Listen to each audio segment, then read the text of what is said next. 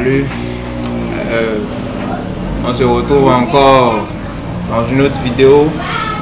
Cette fois-ci, j'ai décidé de vous raconter un peu ma vie. C'est vrai que elle n'a encore rien de si passionnante, mais quand tu parles toujours aux gens et que tu n'arrives pas à leur dire d'où tout vient, et puis tu vois, bam, d'un seul coup, ils ne comprennent pas au juste le chemin que tu as fait pour te retrouver à ce niveau-là. C'est vrai que là où je suis aujourd'hui, je n'ai pas encore atteint un niveau qu'il faut parce que je n'ai pas encore la liberté financière que je désire. Mais je pense que d'aucuns voudraient bien être déjà à ma place, parce que au-delà de ce que je vise, je peux vous dire quand même que ce n'est pas mal. La racine, je porte aujourd'hui ce nom. Demain peut-être je porterai encore un autre nom, parce que j'en ai tellement porté de noms dans ma vie par rapport aux métamorphoses que la vie m'a présentées. J'étais venu à Cotonou en tant qu'étudiant. J'ai fait ma première année, la deuxième année, la troisième année en géographie. J'ai été aussi boursier. Et il s'est fait que quand j'étais en troisième année, j'avais découvert deux jeunes qui m'ont dit qu'ils avaient vraiment un business en or. Si je me lance dedans, ça va vraiment me permettre de me relever, tout ça là, parce que j'étais à la fin de la troisième année où j'ai échoué en troisième année. J'ai perdu ma bourse. Oh, avec la bourse, avec ce que mes parents me donnaient, avec mes coûts de maison que je faisais, ça me permettait vraiment de vivre une vie pas mal, parce que je me retrouvais à pas mal de 60 000 le mois. Donc j'étais déjà, je vivais comme déjà un salarié pensionnaire. J'ai perdu ma bourse, les coûts de maison aussi, à un moment donné j'avais laissé, donc je me retrouve maintenant face seulement à ce que les parents me donnent. À ce moment, j'ai commencé par sentir un peu les effets de ce que j'ai perdu. Donc quand les types m'ont parlé de leur business, je me suis dit c'est quel business? Ils m'ont parlé de leur business, c'était la vente de plastique que un monsieur amenait aussi de Ghana. Et puis si je m'approvisionnais chez le monsieur, c'est que ça me revenait à moins cher, et puis j'allais me faire vraiment beaucoup de bénéfices. J'étais parti voir mon papa, j'ai négocié avec lui et il m'a fait, c'était un prêt, on avait parlé d'un prêt. Un prêt, je devais payer dans 6 mois, sans intérêt bien sûr, ce qui était bien dedans. J'ai pris les 200 000, je me suis lancé dans l'entreprise. Sans vous mentir, j'ai été d'abord berné. Le jour où il devait me faire la livraison, c'était pas ce sur quoi on s'était entendu. Je me suis fait berner. Et après, j'ai commencé. Mais vraiment, j'ai rapidement échoué dans cette histoire. Il y a eu aussi d'autres accidents qui ont fait que j'ai perdu aussi les sous. À partir de ce moment, mon papa et moi, le courant a commencé réellement par devenir tendu. C'est quand j'ai fini, j'étais à la fin de la 4e année. J'étais parti une fois, comme d'habitude, chaque mois, j'allais voir papa, il me remettait mes sous de popote. Je revenais à Cotonou, parce qu'en ce moment, mon papa était à Vida, je revenais à Cotonou pour pouvoir continuer ma petite vie tranquille. J'étais parti à la fin du mois de décembre, il me semble que ça devait être décembre 2011. Janvier 2012 était proche. J'étais parti et papa m'a dit, fiston, viens, je vais parler avec toi. On est sorti de la maison, on était parti au dehors, parce que il y avait mes frères, ma tante et consorts qui étaient là. Donc, ils ne voulaient pas que qu'ils soient au courant de ce qu'ils voulaient me dire. On était parti au dehors. Et c'est là, elle m'a dit, tu vois, à partir d'aujourd'hui, tu es déjà grand. C'est la dernière fois que je vais te donner encore de l'argent pour que tu puisses te nourrir. À partir du mois prochain, sache que je ne te donnerai plus rien. Tu te défends. Bon, j'ai compris une chose aussi de ma vie. Ma vie a été toujours, les choses que j'ai pu réussir dans ma vie, ça a été toujours des défis que j'ai relevés. Le CEP que j'ai eu, le PPC que j'ai eu, le bac que j'ai eu, la licence que j'ai eu, tout ça là, ça a été des défis que j'ai relevés. Le seul défi que j'ai pas pu relever, c'est d'avoir la maîtrise. C'est vrai que j'ai composé, j'ai la maîtrise sur le papier, mais je n'ai pas soutenu. Donc, j'ai la licence. Ça, c'est en parenthèse. Quand papa m'a dit ça, j'étais parti à Ouidah. Ouidah Cotonou, ça fait au moins 35 km. Quand je suis rentré dans la voiture, je me suis dit, tiens, comme les chrétiens le disent, je suis né de nouveau. Parce que avant, je savais que chaque mois, j'avais quelque chose que je devais prendre chez papa. Maintenant, plus rien. J'étais face à moi-même. J'étais dans la voiture, les gens se parlaient autour de moi, les gens riaient, tout le monde faisait ses commentaires, mais je vous assure tout que mon corps était présent, mon esprit était ailleurs, parce qu'il fallait trouver rapidement des solutions pour faire face à cette situation-là. J'ai réfléchi, comment il faut faire. La première réponse qui est arrivée dans ma tête, d'abord, c'était de mettre de côté toute la famille. J'ai pris mon portable, j'ai mis le numéro de mon papa dans la liste noire, le numéro des tantes que je connaissais à Cotonou dans la liste noire, le numéro des oncles que je connaissais dans la liste noire. Je me suis dit, je vais maintenant à Cotonou comme si je descends dans le désert. Personne, je suis seul au monde. C'est comme ça que je suis venu à Cotonou. J'ai commencé par réfléchir. C'est vrai que comme tous les jeunes de mon âge, dans le temps, dans ma réflexion, j'ai été tenté par le web entrepreneuriat illégal. Mais très tôt, bon, il faut comprendre aussi que tout ce qui nous arrive dans la vie, il n'y a jamais de hasard dedans. Parce que quand j'étais rentré dans ce domaine, c'est là que j'ai découvert que le monde était vraiment compilé dans l'outil que j'avais devant moi. J'étais au cyber, je pouvais savoir ce qui se passe en France. J'étais au cyber, je pouvais savoir ce qui se passe aux États-Unis. Même j'étais au cyber, je pouvais, par groupe map, savoir ce qui se passe précisément dans une vente aux États-Unis. J'ai dit, mais ça c'est terrible. Mais avec ça, est-ce qu'on ne peut pas se permettre quand même de créer quelque chose où celui-là qui est de l'autre côté du monde peut avoir besoin de moi, vice-versa? J'ai commencé par réfléchir. C'est là, au moment où mes amis allaient s'asseoir au cyber pour chercher de l'argent, moi j'allais m'asseoir et je cherchais la connaissance. D'autres se moquaient même de moi et me disaient, mais regarde celui-là, il trouve son argent, il vient faire de n'importe quoi. Très tôt, j'ai découvert le monde de l'informatique. J'ai commencé par m'intéresser à l'informatique. Et comment faire ci, comment faire ça. Et rapidement, je savais comment faire réinstaller le système d'un ordinateur. Je savais comment rapidement travailler sur tel logiciel ou tel logiciel. Et c'est là, ceux-là qui se moquaient de moi, ont commencé par amener les ordinateurs vers moi. Angelo, mon ordinateur a le souci, vraiment, si tu peux me réinstaller mon ordinateur, j'ai pas assez d'argent, j'ai si. Bon, j'essayais de faire ça là aussi.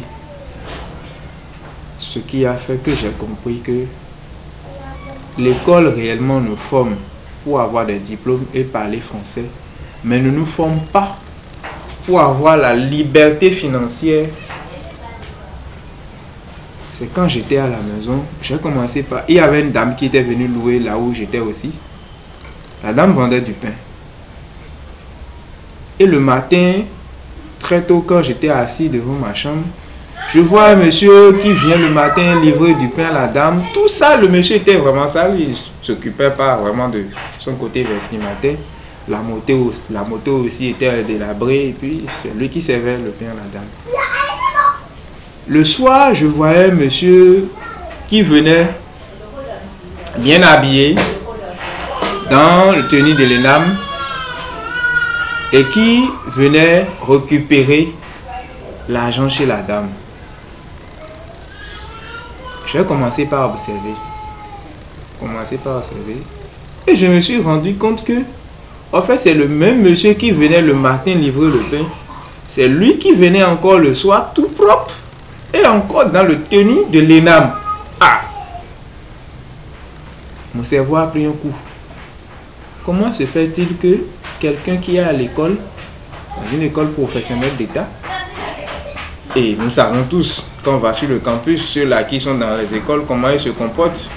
C'est comme si eux, ils sont des élus de Dieu, et puis nous, on est, nous qui avons fait la faculté, on est les serviteurs de ces élus de Dieu.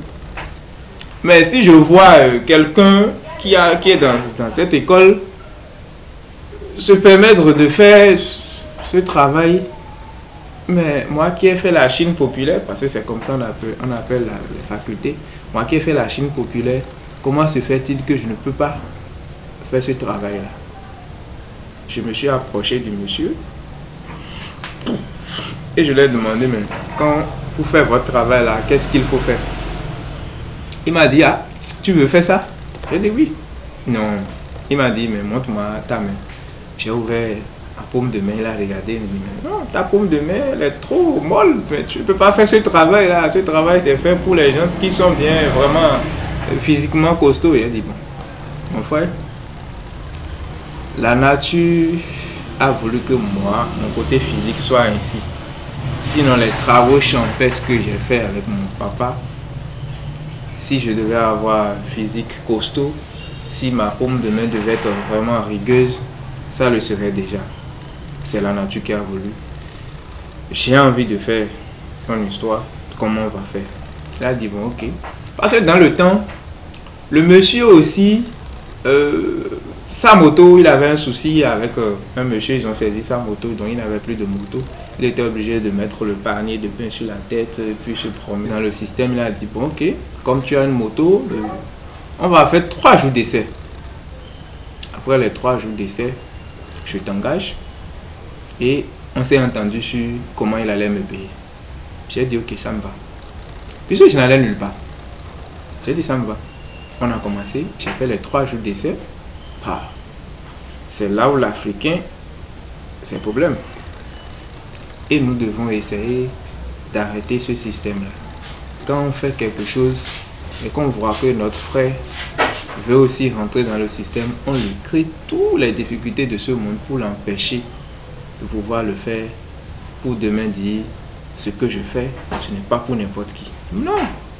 Si toi tu le fais, c'est que l'autre aussi peut le faire. Laisse-le décider lui-même qu'il ne peut pas faire ça, que de lui mettre les bâtons dans les roues.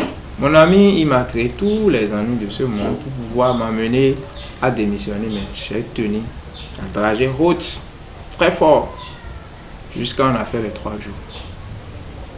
Le 4e jour, je suis parti, j'ai fini. Le soir, il a fait le record des sous et il est venu, il m'a payé mon argent. Il dit, tiens,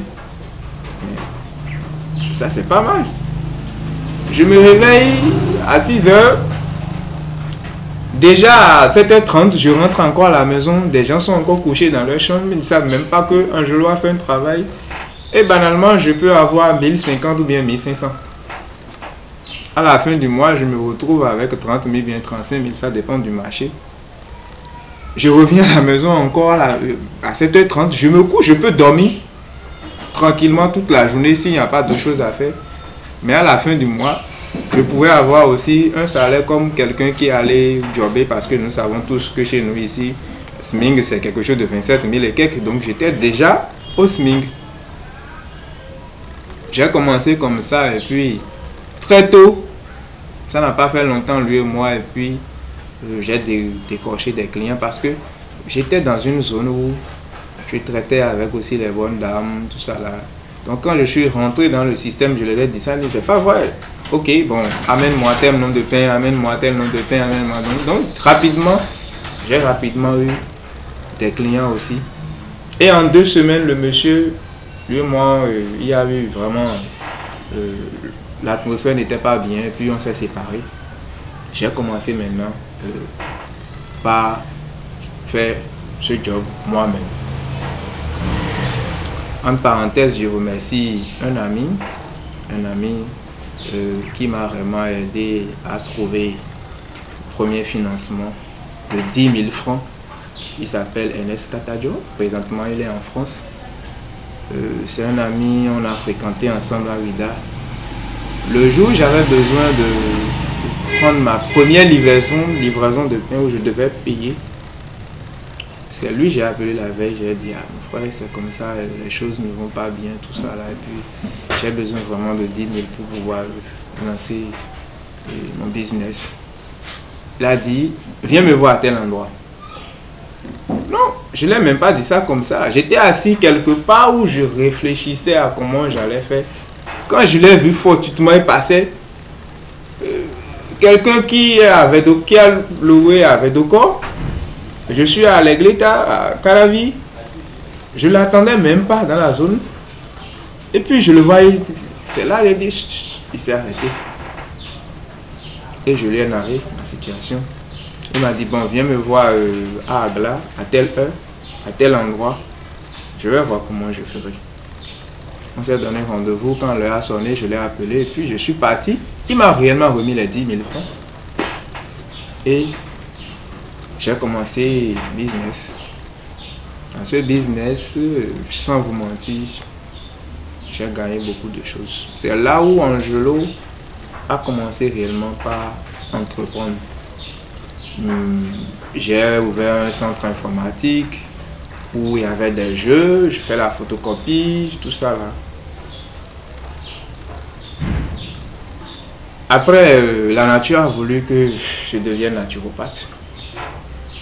Et coach de vie, web entrepreneur, parce que tout ce que je fais aujourd'hui, c'est à travers le web. Mon entreprise est plus sur le web, où je donne des conseils d'urgence en naturopathie, comment se prendre en charge sur le côté sanitaire, sur le côté spirituel, tout ça là. Donc c'est comme ça aujourd'hui je me retrouve en face de vous pour pouvoir partager un peu avec vous mes expertises, ce que j'ai pu glaner avec le temps, parce que des fois même moi-même quand je m'assieds et je regarde dans le passé, ça me fait parfois rire, parce que je me rappelle très bien, il y a des moments, je vais devant le cyber, quand je finis de distribuer mes pains, je vais devant le cyber, je garde ma moto avec le panier derrière, je garde avec tous mes accoutrements bizarres, je rentre dans le cyber, je m'assieds devant un poste, je commence par faire tout là.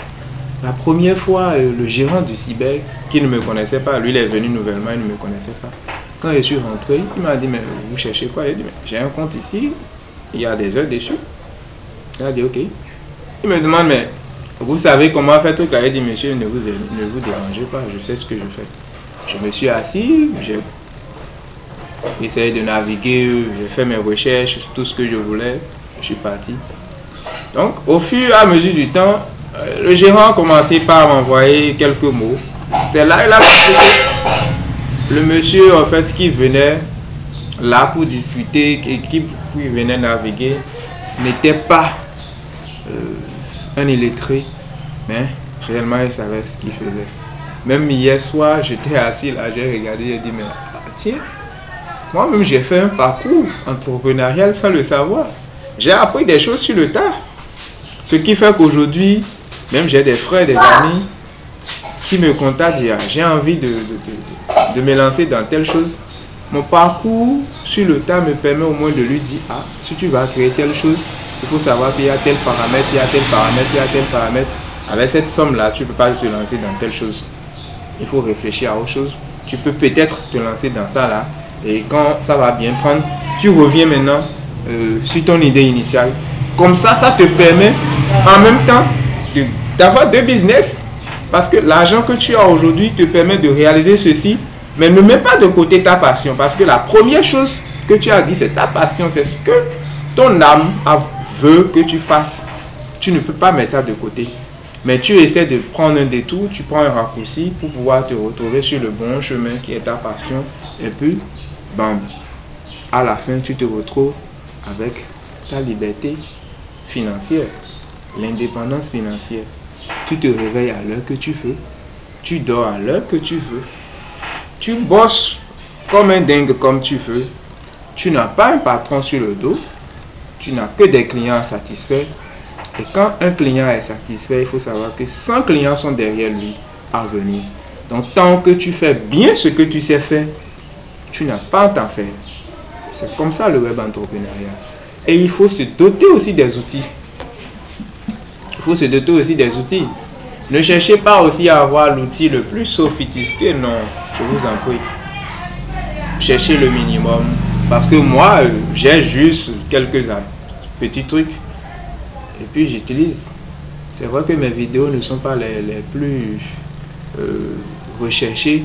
Mais au moins, le message, je pense que quand vous me regardez, vous écoutez, c'est le message qui est plus important.